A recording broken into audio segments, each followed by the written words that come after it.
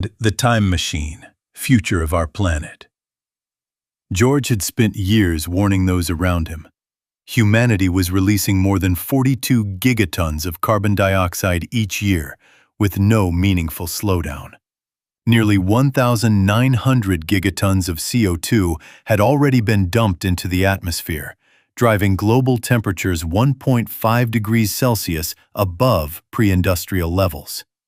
Polar ice sheets were melting, oceans were rising, and yet his friends and neighbors dismissed it all as exaggeration or fiction.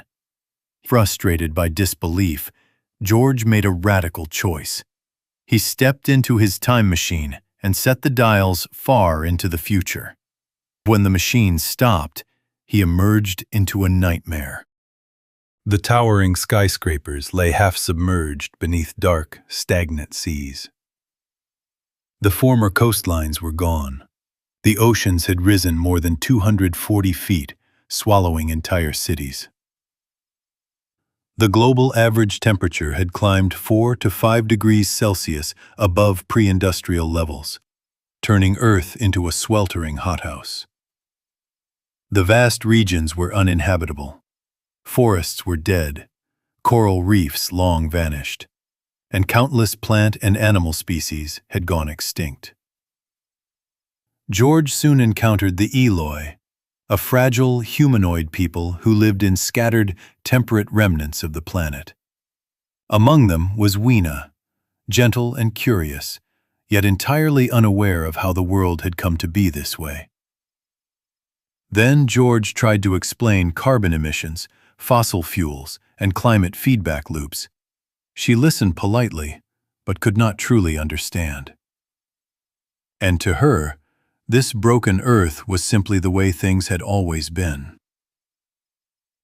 Drawn by the distant sound of machinery and hoping to recover his time machine, and George and Weena traveled toward the Equatorial regions. And there, they discovered the Morlocks. And unlike the Eloi, the Morlocks had adapted. Reptilian, cold-blooded, and bipedal, they thrived in the extreme heat and humidity. And they lived underground to escape the scorched surface and still burned fossil fuels to power their vast machines, further poisoning the atmosphere. And their industry had pushed the equatorial zones beyond the limits of human survival. And the Morlocks neither feared the climate nor cared for the fate of humanity. This harsh world belonged to them now.